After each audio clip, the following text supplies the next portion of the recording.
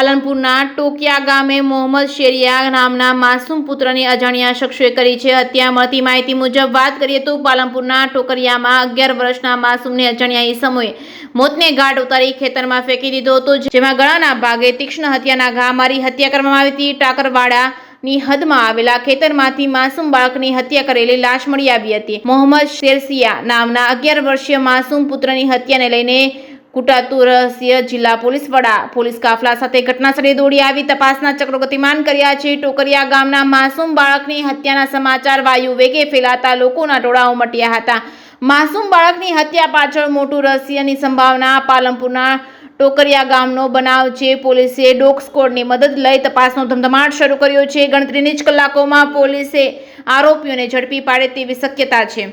જેકેએસ news Gujarati સાથે અફઝલ ખાન પઠાણ સાથે બહેલોલ મલેક સાણંદ।